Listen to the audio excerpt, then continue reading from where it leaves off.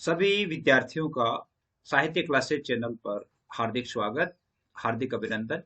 प्रिय विद्यार्थियों, साहित्य क्लासेस में आज हम पढ़ेंगे राजनीति विज्ञान कक्षा 12 का छठा भाग, जिसमें आपके पुस्तक है स्वतंत्र भारत में राजनीति। उस पुस्तक में से आपके तीसरा पाठ है जिसका नाम है नियोजित विकास की राजनीति।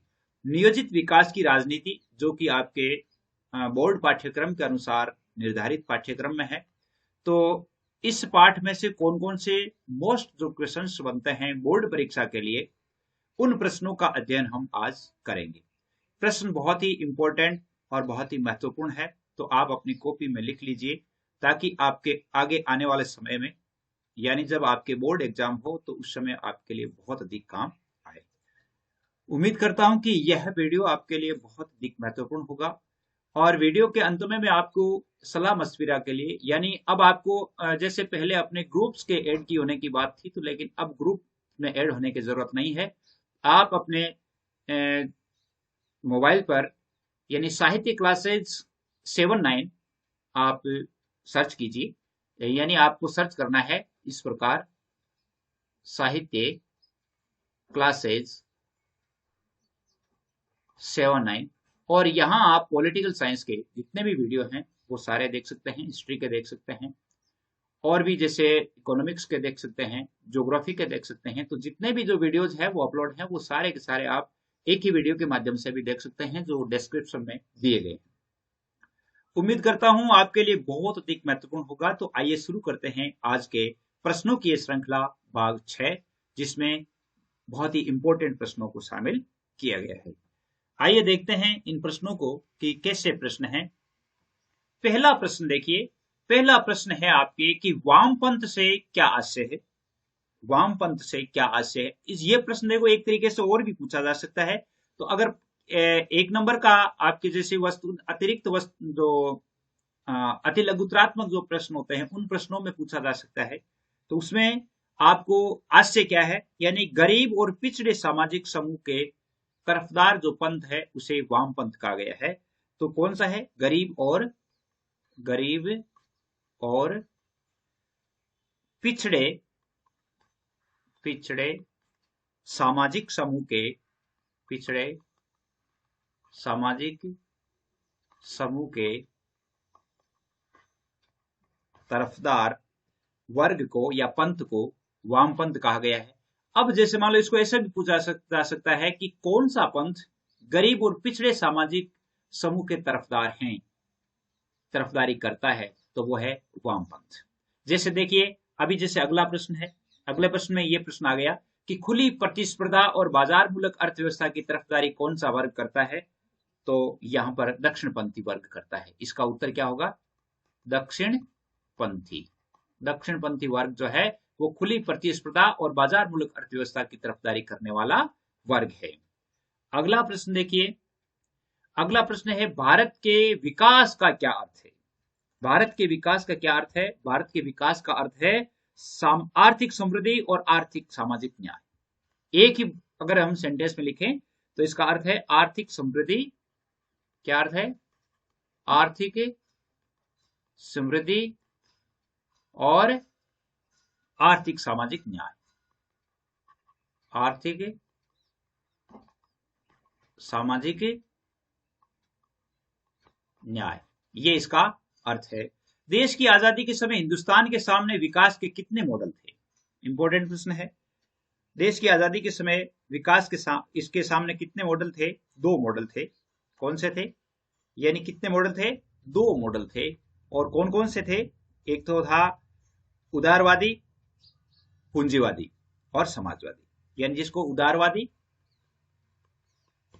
पूंजीवादी भी कहा जाता है, और एक था समाजवादी, एक था समाजवादी। ये 2 मॉडल हिंदुस्तान के सामने थे। विकास का समाजवादी मॉडल किस देश ने अपनाया? विकास का समाजवादी मॉडल किस देश ने अपनाया? बहुत इंपॉर्टेंट प्रश्न है, और वो था सोवियत संघ ने। किसने अपनाया था?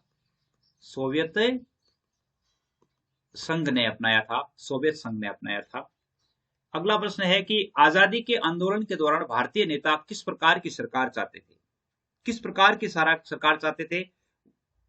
आजादी का आंदोलन के समय भारतीय नेताओं में हमारे भारत के संबंध में किस प्रकार की सरकार का सपना था उनका, और वो सपना था उनका कि गरीबी मिटाने और सामाजिक आर्थिक यानी पुनर्वितरण करने वाली सरकार।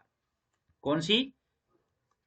यानी गरीबी मिटाने एवं सामाजिक आर्थिक एवं सामाजिक आर्थिक पुनर्वितरण करने वाली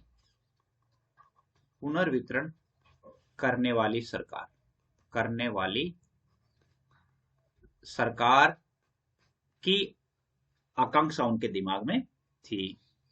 अगला प्रश्न देखिए, अगला प्रश्न है कि भारत सरकार द्वारा योजना आयोग की स्थापना कब की गई?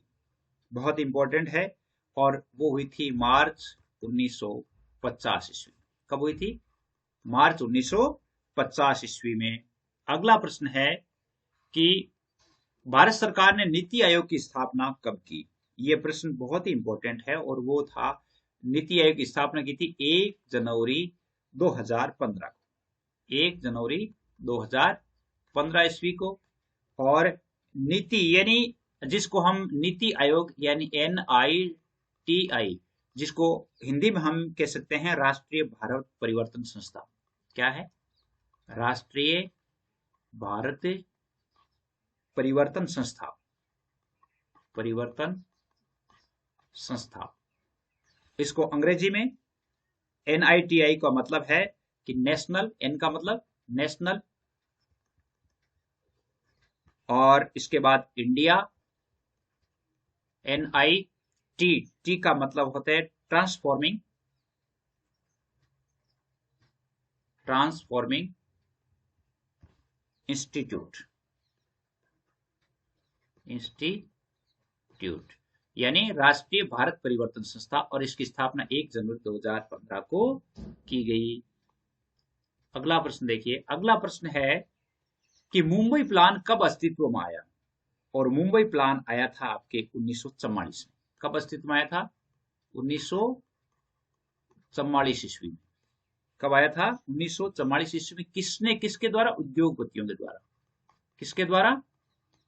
उद्योगपतियों के द्वारा। बहुत ही इंपॉर्टेंट है।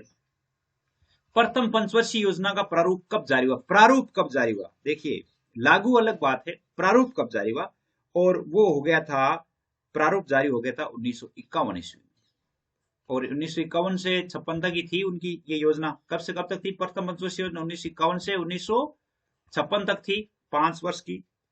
अगला प्रश्न बनता है कि प्रथम पंचवर्षीय योजना को तैयार करने में मुख्य विशेषज्ञ कौन थे? बहुत मुख्य योजनाकार का नाम, और मुख्य योजनाकार का नाम था KN राज। क्या नाम था? KN राज। अगला प्रश्न बनता है कि प्रथम पंचवर्षीय योजना में सर्वाधिक जोर किस क्षेत्र पर दिया गया? यानी कौन से क्षेत्र में, विकास से संबंधित कौन से क्षेत्र में दिया गया? और वो था कृषि सुधार। किस पर दिया गया था? कृषि सुधार पर। कृषि सुधार पर। किस पर दिया गया? कृषि सुधार पर दिया गया। और यानी इसको हम ये कह सकते हैं गरीबी उन्मूलन। किस पर? गरीबी उन्मूलन पर। प्रथम पंचवर्षीय योजना का मुख्य लक्ष्य यही था। दूसरी पंचवर्षीय योजना की अवधि क्या थी? दूसरी पंचवर्षीय योजना की अवधि थी 1956 से 1961 ईस्वी तक थी। दूसरी पंचवर्षीय योजना में सर्वाधिक खर्च किस पर किया गया? और दूसरी पंचवर्षीय योजना में सर्वाधिक खर्च उद्योग धंधों पर किया गया था।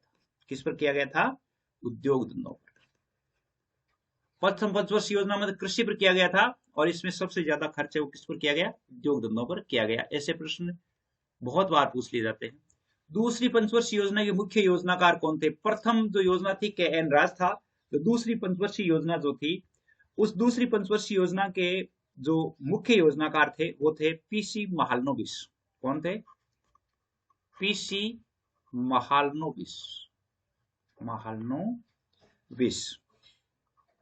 PC महालनोबिस, यानी ये, इसको महालनोबिस मॉडल भी कहा जाता है दूसरी पंचवर्षीय योजना को। अगले है में देखिए कि इकोनॉमी ऑफ परमानेंस के लेखक कौन है? इकोनॉमी ऑफ परमानेंस जो पुस्तक लिखी गई, उस पुस्तक के लेखक है जेसी कुमारप्पा। कौन थे? जेसी कुमारप्पा, जेसी कुमारप्पा थे। अगला प्रश्न देखिए, अगला प्रश्न बनता है कि भारतीय अर्थव्यवस्था में कृषि को केंद्र में रखने की बात किसने की? बहुत ही इंपॉर्टेंट है। अर्थव्यवस्था में कृषि को केंद्र में रखने की बात आपकी की थी चौधरी चरण सिंह। किसने की थी? चौधरी चरण सिंह, चौधरी चरण सिंह ने। अब इसी समय देखिए एक फिल्म बनी थी पथेर पंचाली, और वो फिल्म है वो कब बनी थी? तो वो फिल्म बनी थी 1955 में। कब बनी थी? 1955 में, जिसमें भूखमरी को यानी गरीबी को दिखाया गया है। तो वो 1955 में बनी थी और इसके निर्देशक थे सत्यजीत राय। कौन थे? सत्यजीत रे। सत्यजीत रे यानी फिल्म निर्माता निर्देशक थे ये। भूमि सुधार के क्षेत्र में सबसे महत्वपूर्ण और सफल प्रयास कौन सा था? बहुत ही इंपॉर्टेंट बात है। भूमि सुधार के क्षेत्र में सबसे महत्वपूर्ण और सबसे सफल प्रयास कौन सा था? और वो था जमींदारी प्रथा की समाप्ति। क्या था? जमींदारी प्रथा की समाप्ति। क्या था? जमींदारी प्रथा की समाप्ति था। अगला प्रश्न है कि ऑपरेशन फ्लड कार्यक्रम कब शुरू हुआ? ऑपरेशन फ्लड कार्यक्रम, और ऑपरेशन फ्लड कार्यक्रम शुरू हुआ था 1970 ईस्वी में। कब हुआ था? 1970 ईस्वी में। और इसी को श्वेत क्रांति कहते हैं। क्या कहते हैं? श्वेत क्रांति। दूध के क्षेत्र में जो क्रांति हुई थी, इसी को श्वेत क्रांति कहते हैं। ऑपरेशन फ्लड 1970 में शुरू हो गया था। अगला प्रश्न देखिए, अगला प्रश्न है कि अमूल सहकारी दूध की डेयरी कहाँ है? जो डेयरी है वो कहाँ है? और वो है गुजरात के आणंद शहर। कहाँ है? आणंद शहर, गुजरात। कहाँ है? आणंद शहर, गुजरात में है। इस पाठ में से इस प्रकार के इंपॉर्टेंट प्रश्न बनते हैं। 1950 से लेकर के 1980 के बीच भारतीय अर्थव्यवस्था में वृद्धि दर क्या रही? 1950 से लेकर 1980 के बीच जो भारत की अर्थव्यवस्था थी, उसकी वृद्धि दर क्या रही थी? और वो रही थी आपके 3 से लेकर के 3.5% तक। 3 से 3.5% तक, 3.5% तक। भारत में नियोजित अर्थव्यवस्था चलाने का विचार कहां से ग्रहण किया गया? देखिए ये कितना इंपॉर्टेंट है। नियोजित अर्थव्यवस्था चलाने का जो बात है, विचार है, वो कहां से ग्रहण किया गया था? और वो ग्रहण किया गया था आपके बॉम्बे प्लान से, जो 1944 में बना था। कहां से किया गया था? बॉम्बे प्लान से, उद्योगपतियों के द्वारा 1944 में जो बना था। हरित क्रांति में सर्वाधिक उत्पादन वृद्धि किस अनाज में हुई? देखिए हरित क्रांति में जो 60 के दशक में हुई थी, उसमें सबसे ज्यादा जो अनाज की वृद्धि है वो कौन से अनाज में हुई? और वो हुई थी गेहूं में। किसमें हुई थी? गेहूं में। यानी एक जगह तो ये कार्टून में लिखा हुआ है कि इसको गेहूं क्रांति क्यों नहीं कहा जाता, यानी सबसे ज्यादा गेहूं में उत्पादन हुआ था। और गेहूं में हुआ था। अब देखिए जैसे मान लो एक प्रश्न है, एक प्रश्न ये है कि प्रथम पंचवर्षीय योजना का मूल मंत्र क्या था? एक प्रश्न है 25वां, प्रथम पंचवर्षीय योजना का मूल मंत्र क्या था? मूल मंत्र क्या था? मूल मंत्र था धीरज। क्या था? धीरज यानी धैर्य। भारतीय अर्थव्यवस्था कौन से प्रकार के? भारत में कौन सी अर्थव्यवस्था है?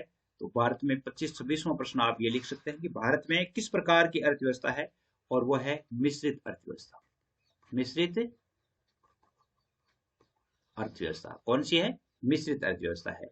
तो उम्मीद करता हूं ये प्रश्न आपके बहुत अधिक महत्वपूर्ण होंगे, और इस पाठ में जितने जो महत्वपूर्ण प्रश्न बन रहे थे वो सारे प्रश्न इसमें शामिल किए गए हैं, और आप निश्चित रूप से लाभान्वित होंगे। आपकी सफलता को निखारने में भी लाभ होगा।